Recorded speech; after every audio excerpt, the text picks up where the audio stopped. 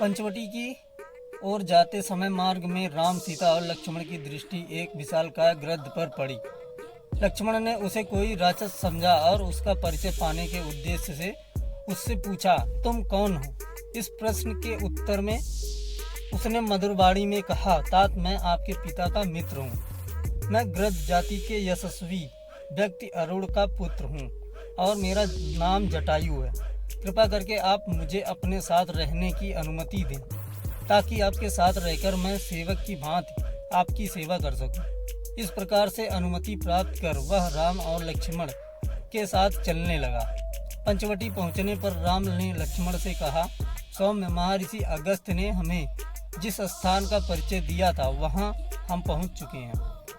यही पंचवटी प्रदेश है। सामने गोदावरी नदी भी प्रवाहित हो रही है। अतः तुम किसी जलाशय के निकट रमणीय दृश्य वाले योग्य स्थान का चयन करके उस पर आश्रम बनाने की तैयारी करो। लक्ष्मण ने आश्रम बनाने के लिए गोदावरी के तट पर एक स्थान का चयन किया जहाँ पर पुष्पों से लदे वृक्ष अत्यंत मनोहर प्रतीत हो रहे हैं। वह स्थान चारों तरफ से पुष्पों, गुल्मों तथा लता वल्लियों से युक्त साल, ताल, तमाल, खजूर, कटहल, जलकदम्ब, नीतीश, पुन्नांग, आम, अशोक, तिलक, केवड़ा, चंपा, अस्यनंद, चंदन, कदम्ब, प्रणास, लकूच, धव, अश्वकर्ण, खैर, समी, पलाश आदि वृक्षों से घिरा हुआ था। निकट ही गोदावरी नदी प्रवाहित हो रही थी जिसमें हंस और कारंडो आदि पक्षी विचर रहे थे। चकवे उसकी शोभा बढ़ाते थे और पानी पीने के लिए आए हुए मार्गों के झुंड उसके तट पर छाए रहते थे। लक्ष्मण ने वहां पर लकड़ियों तथा घास भूसों की सहायता से शीघ्रता पूर्व एक कुटिया का निर्माण कर लिया। फिर उसी कुटिया के निकट उन्होंने सुंदर लता पल्लवों की सहायता से एक और कुटिया का निर्माण किया और उसमें सुंदर स्तंभों से युक्त यज्ञ वेदी बनाई। उसके बाद उन्होंने दोनों कुटियाओं को घेरते हुए चारों ओर कांटों की बाढ़ लगा दी। इस प्रकार आश्रम का निर्माण कर लेने के पश्चात लक्ष्मण ने राम और सीता को बुलाकर आश्रम का निरीक्षण कराया। वे इस सुंदर आश्रम को देखकर अत्यंत प्रसन्न हुए। लक्ष्मण की सराहना करते हुए राम बोले, लक्ष्मण, तुमने तो इस दुर्गम वन में भी राजप्रसाद जैसा सुविधाजनक निवास स्थान बना दिया। तुम्हारे कारण तो मुझे वन में भी घर से अधिक सुख सुविधा प्राप्त हो रही है। फिर उन दोनों के साथ बैठकर राम ने यज्ञ कुटीर में हवन किया। वे वहाँ सुख पूर्वक रहने लगे और लक्ष्मण दंडित होकर उन दोनों की सेवा करने लगे।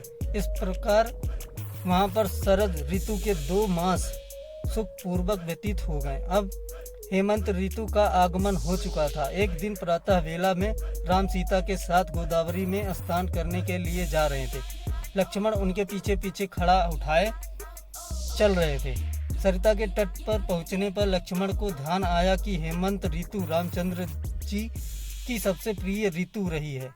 वे तट पर घड़े को रखकर बोले, भैया, यह वही हेमंत काल है जो आपको सर्वाधिक प्रिय रही है। आप इस ऋतु को वर्ष का आभूषण कहा करते थे। अब शीत अपने चरमावस्था में पहुंच चुकी है। सूर्य की किरणों का स्पर्श प्रिय लगने लगा है। पृथ्वी अन्नपूर्ण बन गई है। गोरस की नदियां बहने लगी हैं। राजा महाराजा अपनी अपनी चतुरंगिणी सेनाएं लेकर शत्रुओं को पराजित करने के लिए निकल पड़े हैं। सूर्य के दंडनीय हो जाने के कारण उत्तर दिशा की शोभा समाप्त हो गई है। अग्नि की उष्मा प्रिय लगने लगा है। रात्रियां हिम जैसी शीतल हो गई हैं।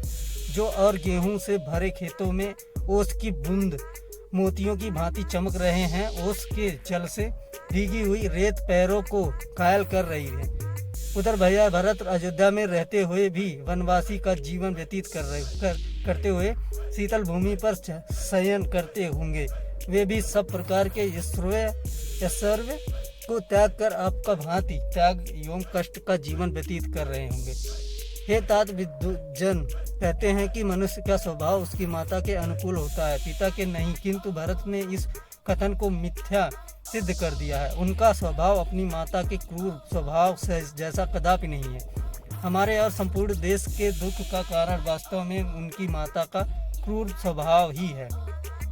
लक्ष्मण के कैकेयी के लिए निंदा भरे अंतिम वाक्यों को सुनकर राम बोले, लक्ष्मण, इस प्रकार तुम्हें माता कैकेयी की निंदा नहीं करना चाहिए।